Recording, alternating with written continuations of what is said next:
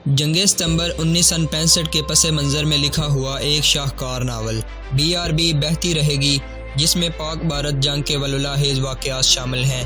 Novel शुरू करने से पहले आपसे गुजारिश है कि हमारे चैनल वर्ल्ड ऑफ नावल को सब्सक्राइब कीजिए और बेल आइकन को प्रेस कीजिए ताकि हर आने वाली वीडियो आप तक बआसानी पहुंच सके।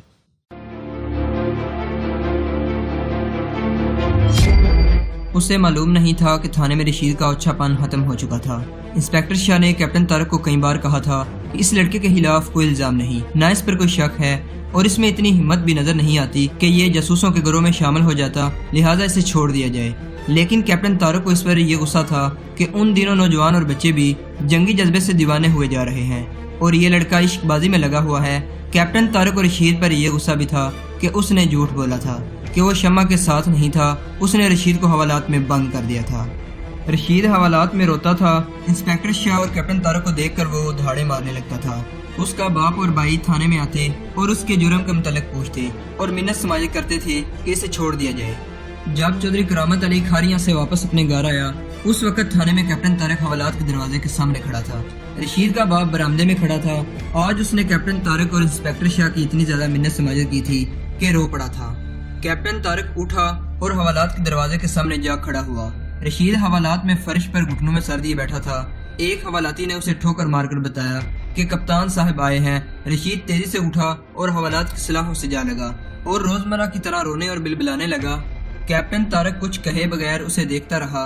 रशीद बैठ गया और दोनों हाथ बाहर निकालकर उसने कैप्टन तारक के पांव पकड़ लिए। कैप्टन तारक पीछे हट गया। कैप्टन तारक ने ASI को बुलाकर कहा, इसे बाहर निकालो। ASI चाबी लाया और रशीद को बाहर निकाला। कैप्टन तारक उसे अपने साथ थाने के दफ्तर में ले गया और उसके बाप को बुलाया। मेरी बात गौर से सुने मोहतरम, कैप्टन तारक ने रशीद के बाप से कहा, मेरे सिर्फ एक इशारे पर आपके इस बेटे को जेल में बंद कर देंगे और 2 साल 3 साल शायद इससे भी ज्यादा अरसा ये बगैर मुकदमे के जेल में पड़ा रहेगा। इसकी सारी उम्र तबाह हो जाएगी। आप इसके गम में TB के मरीज हो जाएंगे। मैं आप पर रहम करता हूँ, लेकिन हमने इस लड़के का नाम थाने के रिकॉर्ड में लिख लिया है और इसका नाम और पता मिलिट्री इंटेलिजेंस और मिलिट्री पुलिस को भी दे दिया है। कैप्टन साहिब, रशीद के बाप ने कहा, मैं इसकी जिम्मेदारी लेता हूँ। आप हुक्म दें तो मैं शहर के 4-5 मुअज़्ज़िज़ीन की ज़मानतें ले आऊँगा। आपका ये बेटा इस काबिल नहीं कि कोई मुअज़्ज़िज़ शख्स ये कह दे कि वो इसकी जमानत देता है। कैप्टन तारक ने कहा, जनाब कैप्टन साहिब, बाप ने मिन्नत की, इसकी माँ रो रो कर पागल हो रही है। ये है ही इस काबिल कि अपनी माँ के घुटने के साथ लगा बैठा रहा करे।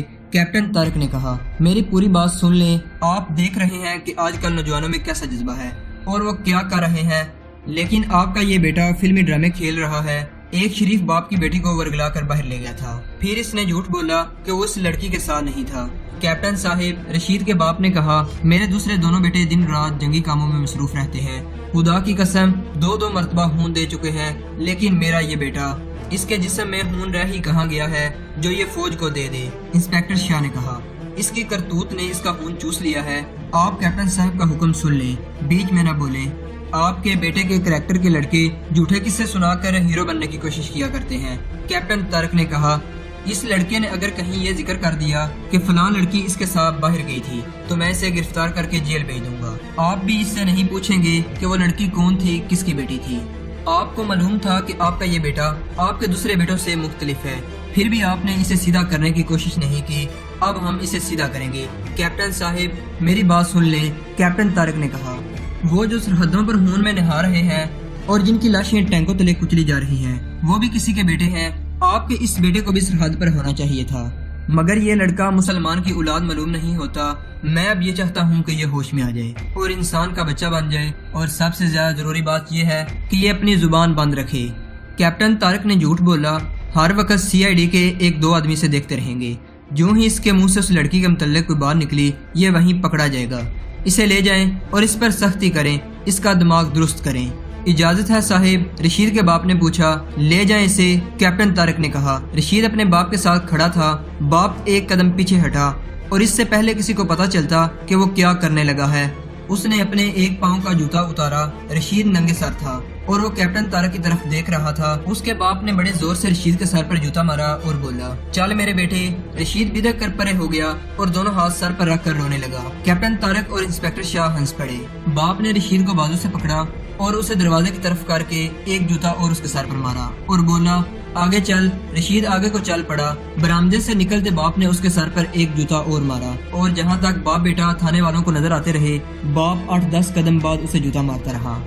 मैं सिर्फ ये चाहता था कि लड़की के बाप की रसवाई ना हो, कैप्टन तारक ने कहा। इसलिए मैं इस लड़के और इसके बाप को डरा रहा था। ये तो आने वाली नस्लों को भी कह जाएंगे कि जुबान बंद रखना, इंस्पेक्टर शाह ने कहा। हाजरा हड़बड़ा कर उठ बैठी और बावर्ची खाने में हर सू घूरने लगी। दिन का पिछला पहर था। वो काम धंधे से फारग होकर बावर्ची खाने में फर्श पर लेटी तो उसकी आंख लग गई थी। सोए जरा ही देर गुजरी होगी कि वो डर कर जाग उठी। उसे लगा था जैसे करीब ही कहीं धमाका हुआ हो। उसने थकी थकी सी अंगड़ाई ली और फिर सो जाने की कोशिश करने लगी, लेकिन सीने में घुटन सी बढ़ती गई। शाम की चाय में अभी हासा वक्त था। वो उठी और इकबाल की माँ से फिर वही बहाना किया जो पहले भी कर चुकी थी कि वो अपने गांव की एक सहेली से मिलने जा रही है। इजाजत लेकर बाहर निकल गई। हवाई हमले का सायरन चीख रहा था। बाद लोग कोनों में छुप गए थे। ARP के साथ काम करने वाले लड़के भाग दौड़ रहे थे और अक्सर लोग छतों पे खड़े दुश्मन के बमबार तैयारों को देखने की कोशिश कर रहे थे। हाजरा सायरन के वसीले से बेनियाज अफजाल के घर की तरफ चली जा रही थी। अफजाल की मोहब्बत और उसकी बातों ने उसे और ज्यादा नडर बना दिया था। उसे परवाह ही नहीं थी कि चौधरी करामत ने उसे अफजाल के कमरे में जाने से रोका था और इकबाल की माँ और बहनों ने उसे बड़ी घटिया बातें कह दी थी। यह उसकी सादगी और नेक चलने की इंतहा थी। पिछली मुलाकात में उसने अफजाल को बताया था कि चौधरी करामत ने उसे क्या कहा था। ना आया करो हाजो, अफजाल ने कहा था, तुम्हारी इज्जत पर मैं अपनी मोहब्बत कुर्बान कर सकता हूँ। ऐसा ना कहो अफजाल जी, हाजरा ने अफजाल का चेहरा अपने दोनों हाथों में थाम कर कहा था। तुम्हारे पास आकर मैं अपने आप को बेआसरा नहीं समझती। मेरे दिल के पुराने जख्म मिल गए हैं। मुझे अपने पास रख लो अफजाल जी। लोग जो कहते हैं कहते रहें। तुम आहर मेरे पास ही आओगी हाजो, अफजाल ने बड़े प्यार से कहा था।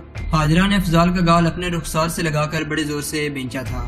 आज भी दोपहर के बाद वो नींद में डर के जाग उठी तो दिल घबराहट से उकताकर अफजाल के हाथ चल दी।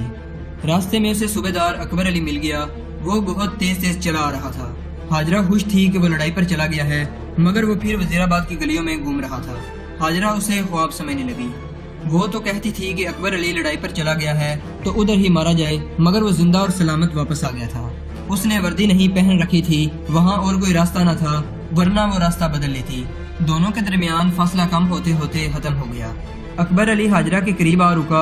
हाजरा को तवक्का थी कि वो आज फिर कहेगा कि हाजो मेरे साथ शादी कर लो, सोने से लाद दूंगा, लेकिन अकबर अली की चाल डाल में अजीब सी तब्दीली आ गई थी।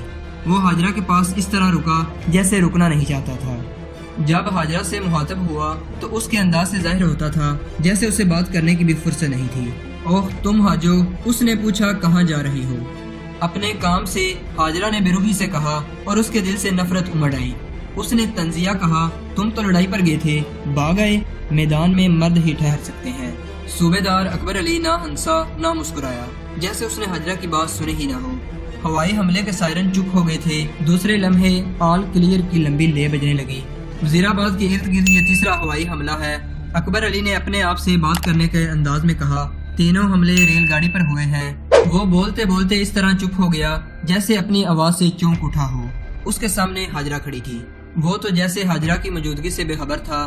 कदरे बुखला कर बोला, हाजरा मैंने तुम्हें इसलिए रोक लिया था कि हवाई हमले के वक्त बाहर ना निकला करो, और वो तेज कदम आगे निकल गया।